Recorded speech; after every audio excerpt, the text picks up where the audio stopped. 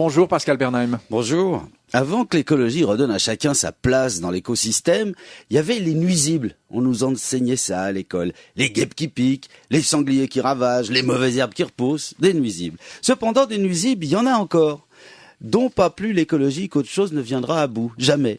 C'est dans une espèce de la classe des mammifères que ces nuisibles prolifèrent, très exactement, dans l'espèce humaine. Bien sûr, il en est de plus ou moins nuisibles, mais des spécimens qui sont capables de réunir à la fois les caractéristiques de la guêpe, du sanglier et de la mauvaise herbe, il n'y en a pas beaucoup. L'allemand Thilo Sarrazin est de ceux-là qui piquent, ravagent et repoussent sans cesse. Parce que l'arien de base, vous savez, le blond aux yeux bleus, génétiquement pur et supérieur, l'arien de base repousse très bien sur les terres déjà brûlées par la haine. Comme la mauvaise herbe.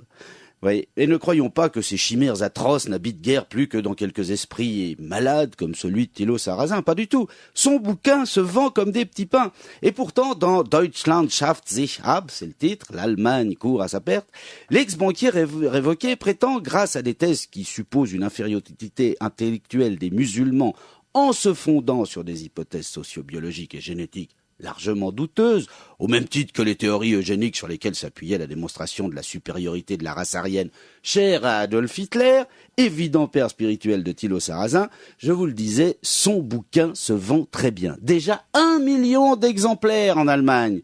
Oui, pour en acheter autant, je me demande presque si aujourd'hui il y aurait autant d'Allemands à s'attacher aux rails de chemin de fer si au lieu des déchets nucléaires, le train tirait des wagons à bestiaux remplis de musulmans. Je me demande.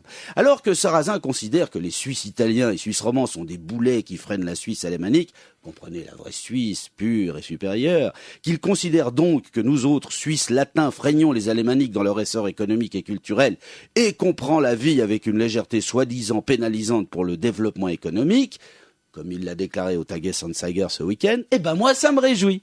Alors la prochaine fois qu'il vient en Suisse, l'Adolphounet du XXIe siècle, on pourrait lui faire visiter un de nos nombreux bunkers à Thilo Sarrazin, et puis on l'oublierait dedans. Comme ça lui ferait une magnifique destinée hitlérienne. Parce que, il changera pas d'avis à mon avis, Sarrazin. C'est pas le genre à se laisser retourner comme une crêpe.